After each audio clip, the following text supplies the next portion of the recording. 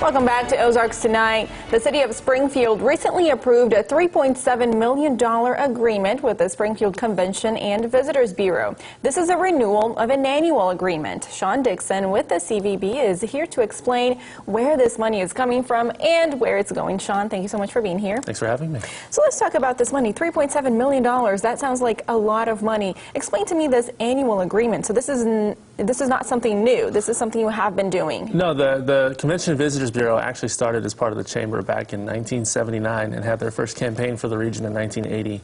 In 1989, we became an independent 503c nonprofit organization, and as part of the evolution of the organization, various room taxes have been put in place on overnight stays in Springfield to help fund our efforts and other organizations related to travel in the region, like the Springfield Arts Council gets a portion of the lodging tax.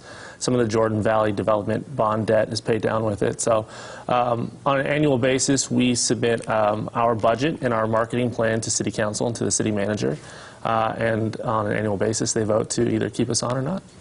3.7, has that been pretty much the same amount of money over the years? Has it increased? It's steadily increased. I came on at the Bureau back in 2010, and it was $2.7 million at that time.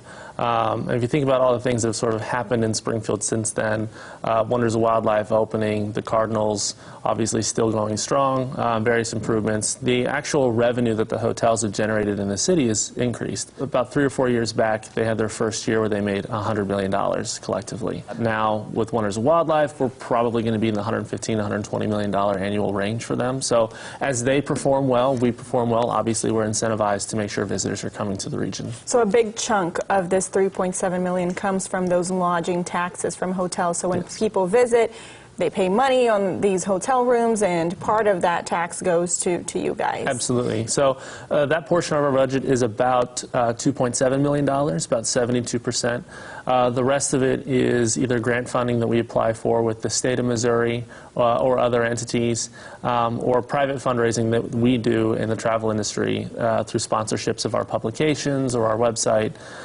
We raise the rest, about $1 million doing that annually. Now, Airbnbs are not included in this, correct? Correct. So the way the lodging taxes are set up in the city of Springfield at this point, any accommodations with 8 or more rooms are included in that, but if you have fewer, you don't pay the lodging taxes. So Airbnbs don't pay the lodging tax, and some of the bed and breakfasts and sort of smaller hotel entities don't pay into it either. The Convention and Visitors Bureau is not specifically under, with the city of Springfield as it once was. Why does it still need this agreement? Why does the city still have to agree on, yes, this is how much money you can take this year? So the way that the lodging taxes are written, they're specifically earmarked for these efforts.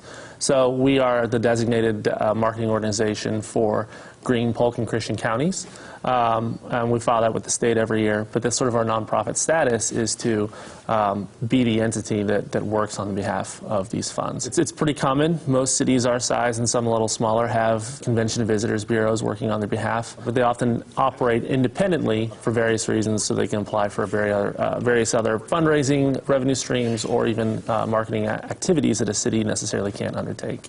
So where is this money going now? What are some of the plans you have in place to start spending it? Bulk of it, at least under my purview as marketing director, goes to the annual marketing advertising efforts that we do for the city on an annual basis. Most people in Springfield never see that because we're trying to bring people in, but we run a $1.4 million advertising campaign in the region. So St. Louis, Kansas City, Tulsa, Wichita, Little Rock, and various sort of points that are a great drive market for us. See our television advertisements that we do for the city, a great deal of social media and digital, and then obviously some print and some other broadcast work in there as well. It's important for people to know that we are out there working for them. We are out here to spread the goodwill and all the great things that we take advantage of on a daily basis, trying to get people to come here and spend money doing those things as well. And it's hard to do. I think it would also be kind of hard to measure your success other than just looking at the number of people coming into Springfield, who is staying at the hotels, how long are they staying, things like that. Exactly. So we do get data on hotel stays, but you're right. It's much more than that.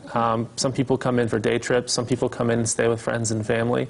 I often like to say that the way Springfield is set up, our biggest tourist attraction are the people of Springfield. People who have friends and family they want to visit, or friends, college reunions. And when something cool happens, like the opening of an aquarium or a history museum or a new brewery, usually the traffic that comes in is somebody visiting a friend who told them about it, and it's great. So yes, there's a lot of things that the tourism economy supports here that are harder to measure, but we do annual research to try to help us nail that down as well. I would think the universities help a lot too. I have met so many people who say, I came here to go to school and ended up staying, Exactly. and they might bring more family and those I am one of those too. people. I'm a Missouri State alum. Moved here in 2002 to go to Southwest Missouri State at the time, and fell in love with it, got great opportunities, established my family here, and I'm often inviting people to come and see the cool stuff we have. And now you do it for a living too. Yes, it's wonderful. Yeah. Well, Sean, thank you so much for being here. We'll be right back with more right here on Ozarks Fox.